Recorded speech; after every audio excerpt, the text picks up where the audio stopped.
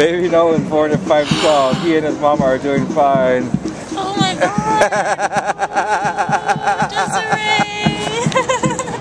What does it mean? Oh. Okay. This is. So that's me right there. Wow, that was like how many swords in me? 10? That card is just.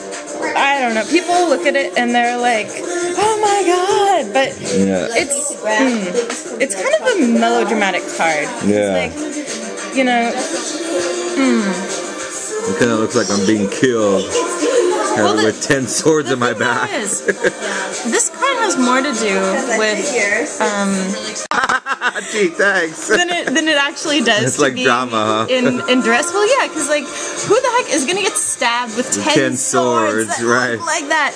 It's about like having something worked up in your head, real big, that's like making you stagnant. Because swords are the symbol in tarot. They symbolize the mind. And so this is someone who's pinned to the ground by their mind. And they've come up with a series of ideas that have sort of killed their ability to act in the world. So that's the Ten of Swords. Fear section. But you know, it's interesting actually having the Tower and the Hermit in the same reading. Because like the Tower is sort of this place of hermitage. But the interesting thing about the Tower card is it's someone in the process of having the Tower destroyed. You know, it's about someone who's like locked themselves away in this place where no one else can access them. And like the problem with building those towers is you get like, fall on your own, doing your own thing, you know, like just you know, people can do it anywhere, like in the middle of a city, in the middle of the country, wherever, you know. Yeah. But, like, eventually the universe isn't going to stand for that. And it's going to say, like, BAM! You know, and the Tower is about being in that moment where the universe is knocking you off your throne. So you were asking about, Sage. This is a reading about Sage. Yeah, so I would say your ass has been kicked. You are being a drama queen about it. is what the card is. But there's actually a more intricate reading, because like what the Tower would indicate, being at the center of this relationship. I mean, we see two people falling out of the Tower. Is it like while there were worthy pursuits, like leading you guys to build the previous relationship, something about it wasn't right, and it had to end, you know? Like, this is actually a good card. It's, like, purifying. It's cleansing. It's, like, things went too far, too high. We got isolated or off in our own world, whatever, bam, you know, like... So this is a tower, and this is two people jumping off of this tower. They've been hit by this lightning bolt. Those are little yods, the first letter of Yahweh, so it's like God has basically come down and pushed them apart and said, you know, no. Like, so the crumbling of this tower was meant to be. Wow, that's crazy. And this would say that on the outside, like on the exterior, it would seem that every logical reason is there, holding everything in place. Is saying like, this breakup is going to continue to happen for these very mind-directed reasons. But the mind isn't everything. So I'd say like what's these cards that are like? The hope of the Ten of Swords is that, like, you can find other avenues that don't involve the mind. So I'm going to jump around and maybe jump back to these, but these are the most important too, because this is basically you or you and Sage in this relationship. But, your recent past, another 10 card. This is the 10 of Cups. This is the card of absolute happiness. Oh, really? But what this indicates, this is the Ten of Cups reversed. It says Looks like they're looking at a rainbow. Yeah, no, they're looking at a rainbow. Wow. They are on a piece of property looking at a rainbow. Nice. But the issue is, it's like, this is the card of having every material and romantic comfort. This is like a couple together with two little girls playing a happy family. Wow. That has, you know, overflowing bounty. But it's reversed. Reversed indicates that for some reason, someone or both people in the relationship couldn't see what was really there. And so even though they were surrounded by everything they wanted, there was some block that kept it from being appreciated. Near future. Queen of Swords. So is Sage? Sage is a pretty intelligent woman, I'd say. Yeah. Queen of Swords is. She's gonna take her test for her psychiatry license. For her psychiatry license. That's pretty rad. How long has she been studying?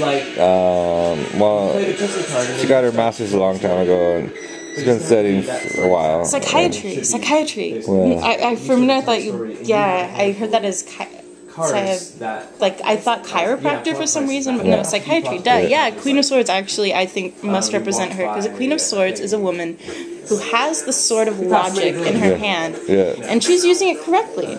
Her logic is flawless. And yet she's the Queen of Swords. She has used the sword of logic to cut herself free from some bondage, like we can see, like part of a handcuff. And, you know, she's above the clouds of murk. She can see clearly. But she's alone. She's isolated. Ooh, that's what you get, woman. And, no, that's, I mean, so smart. That's what you like. And men and women do get this card. Like this, you know, is a there's me card right specifically. There's Bear and there's Sage. There's Bear, there's Sage. But I mean, when you all alone, right? She's all right, and she's all alone, and me, But she's frowning. She's sad. She's sitting on. Yes, you are. You might be right. We're all alone. Would you rather have a hot lover? I mean, the biggest problem with the Queen of Swords is that her reality is so dominated by her mind, and by that desire to make everything fit correctly. Which it can. It always can if you're operating in the but you're all alone. But you're still all alone, and you don't feel happy. You got me worshiping that you're golden. Golden wife. So, I'd say your guys' feet are here. Reverse Wheel of Fortune. Wheel of Fortune, like right side up, is usually referring to the progression of life. Like, this is kind of a medieval symbol for like the flow of everything. You know, but like when it's reversed, that means there's something blocking the flow of fortune. There's something blocking luck. Like, there's just some feature. Maybe we'll get to that after we get through these cards. I like to kind of jump around. But yeah, this is like, if you imagine a path, it's like your feet are here, your head's here. So the Five of Pentacles on the horizon. These are two people who are outside of the church. They're outside in the cold. Like, one reading that I think kind of applies to this card right now is that, like, society doesn't make space for most people. It's like you have to, like, pretend to be something to get inside the church. You have to pretend or actually be a believer or whatever. But, like, when you end up isolated in your ideas, there's a way that you get pushed out of, you know, the infrastructure that's been created, for better or worse. And these people out in the cold and they're injured, like he's limping, he's got a hurt foot. You know, and it's like there's like this level of isolation and potential, you know, mental and physical illness. It's just caused by being outside of the established order. So this is sort of a warning about that. Is like my interpretation. This is a very hard to interpret one, to tell you the truth, because it's like it can go a lot of ways. This card's about sort of your personality. It's also about like how you see yourself. And it's saying you view yourself as someone who's turning away from something that's got a lot of good. So did you break up with Sage, or did she break up with you? I broke up with her. Yeah, because, okay, this is someone who's turning away from a relationship where there was a lot of bounty. Cups specifically can represent, like, creativity or sex. Like, they're sort of, you know, the grail, like the great cosmic vagina or whatever, you know, where it's like you are getting something of great bounty. This card, this is a man turning away from the cosmic vagina during a lunar eclipse. So it's like the moon has covered the sun. One symbol of that, your sun is like your life path, like in the astrology. When were you born? September 5th. So you're a Virgo. Virgo, the healer. Do you know your moon sign? Probably not off the top of your head. No. But, like, you know, I mean, something about astrology is that supposedly your sun sign is, like, your path, and then your moon sign is, like, your heart or your emotionality. Yeah. And so it's, like, in this moment when, like, you know, your path is moving along, but then something about your heart, your emotions covered your bigger path, and you're like, wait, I'm gonna do something that feels emotionally right. Yeah. And that thing was turning away and heading towards a higher mountain. Because, like, this is someone who is getting a lot of joy, but it's also in the valley. And, like, he's moving towards the mountains, which in tarot represent wisdom. And actually, I'm going to skip to this card, the second to last one, the Hermit. Okay. This is in the spot of your hopes and fears. Yeah. And the Hermit is someone who's spent a lot of time, you know, with himself, out on the mountain, like alone, and feeling his way through his own thoughts and through his own feelings, just everything. Someone who spent a lot of time, like, doing self-work alone. Yeah. And he's gained from it. He's got this star. He's actually got a star in a lantern. It's like he has achieved some great knowledge that only he could have gotten from his hermitage. Yeah. This is in your hopes and fears section. So I'd say what this is saying is that, you know, you broke up with Sage because maybe you felt like she was holding you back from achieving a level of wisdom. Yeah. Or a level of understanding, or something that you're working through that you feel like you have to work through for you emotionally. Yeah. And right now, the way she is, she's not letting you do that. I would say that might have to do with her sword tendencies, maybe. Or it might have to do with your sword tendencies directed towards her, like your thinking, your rational mind. I can't specifically say whose it is, but okay, who's right here? This is your immediate environment. So this one is probably See, in the readings I've done, this one's often about someone who's right around you. Yeah. And I think this might be Desiree. Yeah. And so, you know, I don't know. I'll not spill Desiree's dirty laundry to you. She can discuss that with me if she's interested. Okay.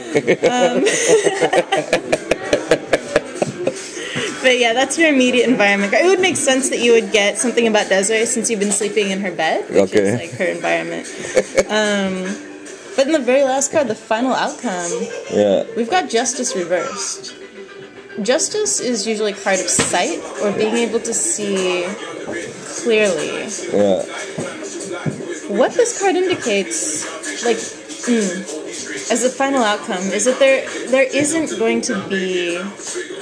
Well, wait. I have to think a minute. Sorry, feeling it out.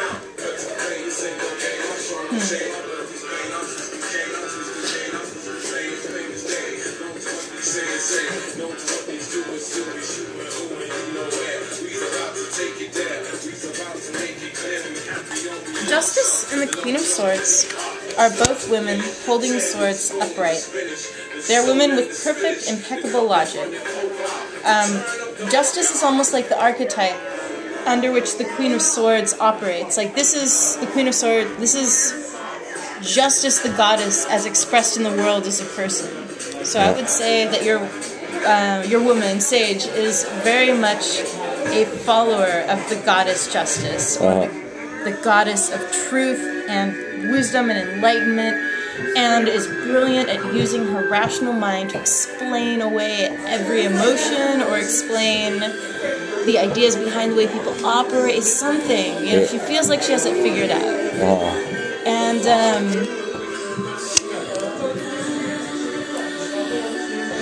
And maybe what she wants is that system of like having everything make sense. Yeah.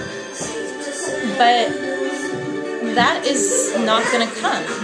There will never be... Wait. Okay. Well, that may come. But not yet.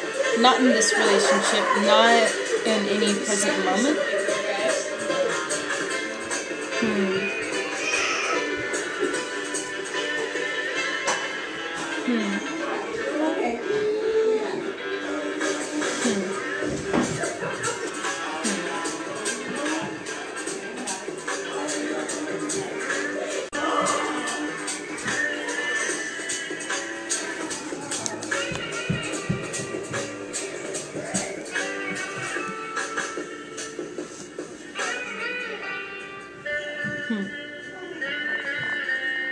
What are you getting? Well, she's definitely in your near future. She'll come back into your life in some way. But if you stay with her at this point, there won't be satisfaction or happiness. I'd say that you and she aren't yet ready for each other. Cards don't say that you'll never be, but it looks like maybe you've got to work through this hermitage. And it's like, even though you were in this place where you had this like extreme happiness, but it wasn't really felt by both parties. And you've got self-work you've got to do, and she has self-work she has to do, before the two of you will be able to appreciate what it was that you had. And even if you try to force a relationship before that work has been done, you won't be happy. So you both have work to do. You know. I wish I knew. Now if I don't understand you, I'll know. We both have work to do. And your work, I think, specifically has to do with the hermit, with spending time on your own and learning to acquire that wisdom that is found in solitude. Yeah, like I haven't done 25 years of that. Well, being quiet or having many experiences isn't the same as, I don't know. I mean, No, I'm there with you. I'm totally there with you on that. Yes, exactly. But the question is, how do you integrate... Wait, can we do it at halftime? The wisdom that you've been privileged to already in all the many things that you've done. Like, how do you make that a part of your life and a part of your psyche, a part of your heart? Like, how do you fold it in when there's so much and you have so much flow? You know, there's so much that's just gone through you that you've had to like receive and be privileged to. Well, I give it away. I make videos every day. 30 a month. You know, I talk into the camera. Right. And people, it affects people really deeply. But there was something you said earlier you should about drink an incredible amount of water. Okay. Like you should drink all that water. Okay. Yeah, and more. But there was something you said earlier about how, like, the first interview you did after the Double Rainbow video, you found yourself saying, without even thinking, I have a message to give. And, you know, it's been 16 months since then. But what this would indicate to me is that maybe you sense this. Maybe you sense that you haven't had a chance to fully integrate that part of you or part of the universe that's speaking through you, sort of. It's like the fact that you said those things unconsciously, you know, is kind of amazing, but like this started coming out. But how are you going to be able to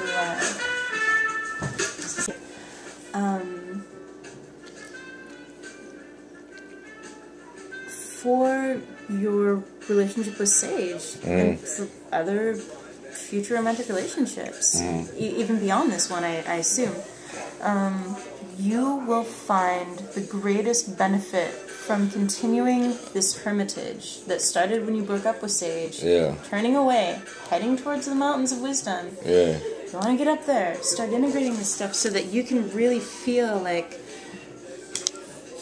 the part of you that's speaking when you say these things that just flow out of you. Because I think you could connect more with that. I mean, it's, you know, it's crazy work. Because, like, you think, you're like, wait, this is already